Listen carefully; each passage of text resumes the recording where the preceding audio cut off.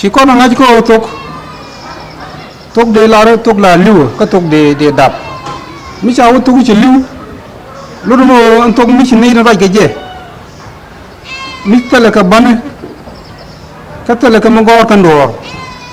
anh tục một để là rồi tục mi chỉ lưu anh tục mi sao là tục là gì cái là đạp gì anh nó tục mi chỉ cái ban chỉ gọi cái na kalau ina cái gì cái liên gì đồ kia rồi bốc nó chúng ngay bộ tục một chỉ tiếc hiện tông nào kia tông nào cho con ngay cho cái căn chắc đã có đằng rồi cái mình chỉ nhìn nhìn căn bản tông nào kia tông nào chắc đã có đằng rồi thế cái ai yêu cái nào bahasa dah kalau kau buat awal ban tu berkenan nyam jen jen jen cakor ke nomboran kalian ai yêu jen ban kan ban te cari lah kan awal te ciban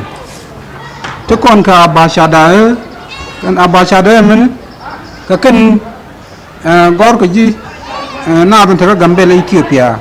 jika nak mungkin ko kan ban tu orang kau kan dia lakukan kendang rau oh calu itu luai ke dor ke man calu LP pada kalau order ke luai dor cabu ko atau ke bahasa dah siapa nama jenis bahasa dah ke ayu jenis kan ngajdang rau tu pengkin kau kan dia siapa nama bukan jauh dia bukan lim Pan nak jauh dia, kalau bukan tu ke bahasa dah, tin gor kena ke gambar Ethiopia. A, ba, sha, da, ka, la, sa, nya, na, ma, na, ta, ra, ha, wa. Pa, o, ja, ya, ga, i, u, ha, e, o, nga, za. Yang jauh di nama jian yang ko, bukan ngai ko muku nak ke, biar ngai ko kakan bana kon wakan dia. Biar bahasa dah, kala sanyana, mana taraha, uwa pa oja. Ya ga iyo o ngaza ani si ajelim ajeno bukon ga practice bukon ga kon ni amana pan kon bo anta bukon wa kata din ke ayu me ngai kon wal ka gwa de wal a e i u wa ya ba pa ma na nga nya ra da za ta sa la kha ga ha sha ja e ha o o ajen ho bukon nyok liang nyok a e i o wa ya ba pa ma na nga nyara daza tasala kaga hashaja ha o tidak kan bana kon kan kot kendang raw jeno be kon ga kon ni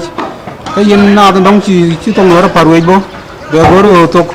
kana je goro be kon kam ni ala antama be kon wa katana den ana shi ajenen ajeno kan bana tetena pankien soal ke bana tin cek geoskin alaw kan gajaraw malaria bana cek geoskin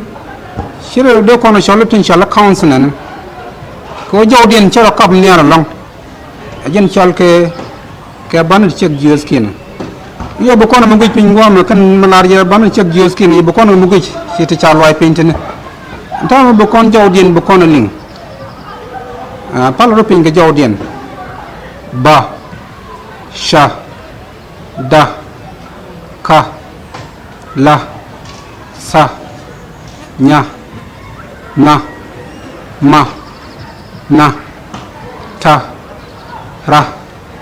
ha u pa ja ya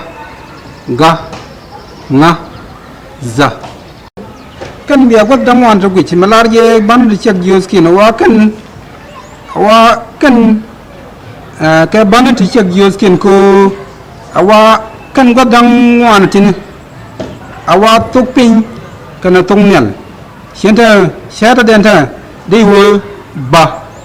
de wo pa aja lar ye bana chek yos ken ko bo ba bo pa alo jow din chaw nel chek jow din kan nambara da wala gwana chaw lay pin kana lay nel ko tam ko nenta alo lep ko lep ajen bejo we ka lech ka we ka to alo be ban ko ken ba nong ra sienta di wo ra alo jow alo lep du bo nyal alo be lech nyal ti nyaren be o yet ka ror be ra be nong aja lar jen o chek jus ken ngeje gwa mo ba awa number dio den awa jow ba barar jow ba barar ai pos ke jow ba barar ko humran sienta de wo ma alawa ma kanana ajeno jom wo barar ko humran kan larje chek jus ken ko mi ci wo ama kap jow ron yal ka anda tele jagwa ma ko awa ka ban to yol jow dien rodin sia jeling ka number 1 wa ma cha worom rom lep kana ñaram bum bum ki ñar an koy alaw ñaram koy ki ñar bum bum bi jegwama law ta le nial gwama yo ñagwami law bu jagwamo law bi ñar koy bi u jeksen ko sientama kan bana de wu ta alaw le taw nial gwami ta alaw no mo awa ñaram bum bum yo de wi ya la che de gor lep te ñaar koy ken ñaar bu bum ci de di wi ya ala lebbu ba won ñal tong ni la bo tar lek ñal ji lar je rom lep ken ñaar am bum ki ñaar an koy na mo kan got ken ram ko program cha kamrar be ko ngai kel na me ko jen program ñam den chang kanala da long bu kon te ge video de den bu kon wa khatar den aja lar je ban chek jios ken je ko ban jow den cha won yal anu chana ka practice cha galong jeno bu kon wa khatar